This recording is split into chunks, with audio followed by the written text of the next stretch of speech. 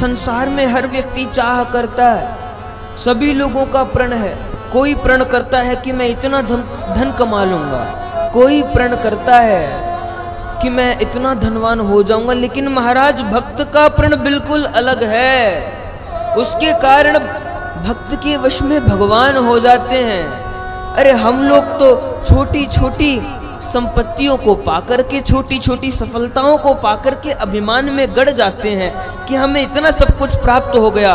और उन भक्तों की कौन कहे जिन भक्तों के पीछे त्रिलोकपति अखिल ब्रह्मांड नायक भगवान घूमते हैं। उन भक्तों की क्या कहें जिन भक्तों के पीछे, जिन भक्तों की सेवा भगवान करते हैं।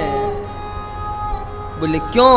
बोले भक्तों का अलग प्रण होता है। संसारी तो जो भी सोचते हैं इस संसार से जुड़ा हुआ सोचते हैं, बस यही सोचते हैं कि मैं ये गाड़ी खरीद लूं, ये धन कमा लूं। लेकिन महाराज भक्तजन का क्या प्रण है?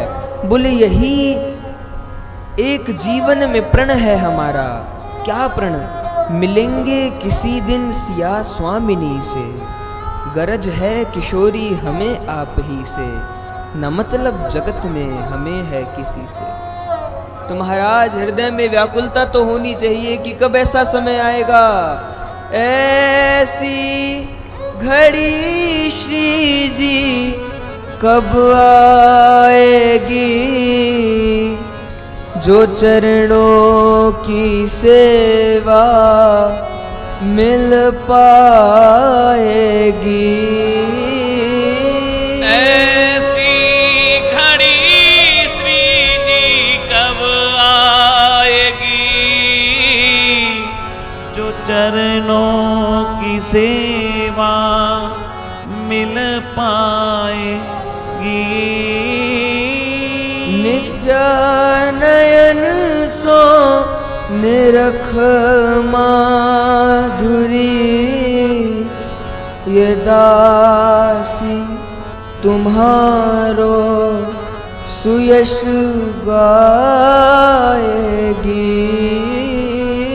नित्य नयन सो निरख माधुरी, ये दासी तुम्हारो सुयश गाएगी।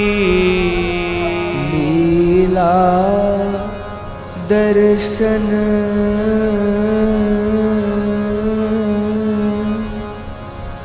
लीला दर्शन सो तो करी करी सर्वस हारे। लीला दर्शन सो तो करी करी सर्वस हारे। लाडली के चरण। महाराज याद कर लीजिए अपने बचपने को।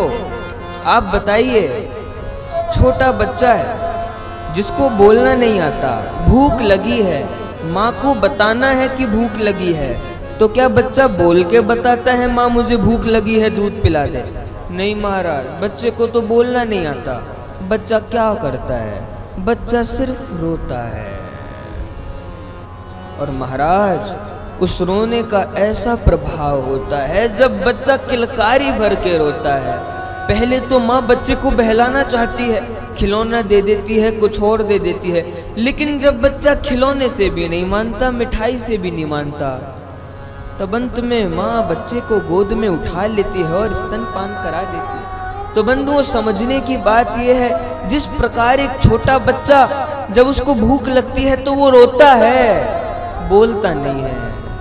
इसी प्रकार यदि हमें इस राज्य में भक्ति मार्ग में भगवान को प्राप्त करना है तो एक आंसू तो कम से कम हमारी आंख से भगवान के लिए गिरे।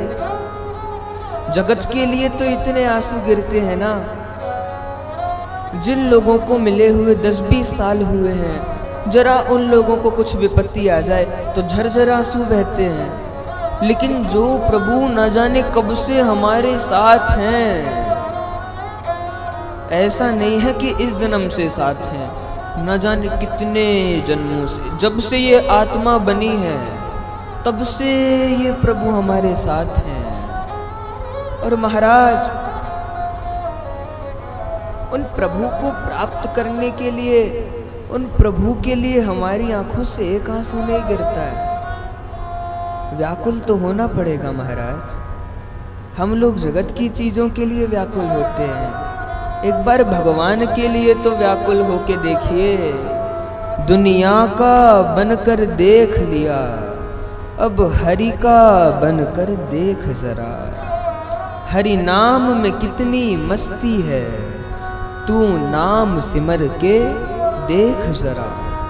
जो भक्ति मार्ग पर चलते हैं दुनिया में अमर हो जाते हैं। दुनिया का बनकर देख लिया, अब हरि का बनकर देख जरा।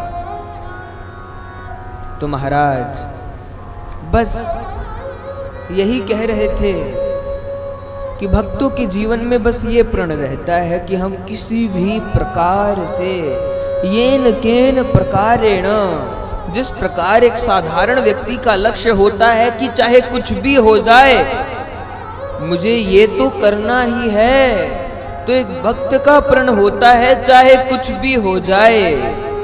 माना कि शरीर में कितनी प्रतिकूल परिस्थिति आ जाए, चाहे शरीर बीमार हो जाए, चाहे धन की हानि हो जाए, चाहे स्वास्थ्य की हानि हो जाए, चाहे दुनिया का सबसे बड़ा कष्ट मेरे ऊपर आ जाए, लेकिन महाराज इस जन्म में मुझे भगवान को प्राप्त करना है। जब ऐसी व्याकुलता, जब ऐसा दृढ़ निश्चय महाराज होता है ना, तो भगवान के सच्चे भक्तों को पग पग पे सहारा मिलता है। किस और चलो किस और बचो ये आप इशारा मिलता है। जब इतना दृढ़ निश्चयी हम होकर के ठाकुर जी को पुकारेंगे महाराज, ठाकुर जी अवश्य सुनेंगे।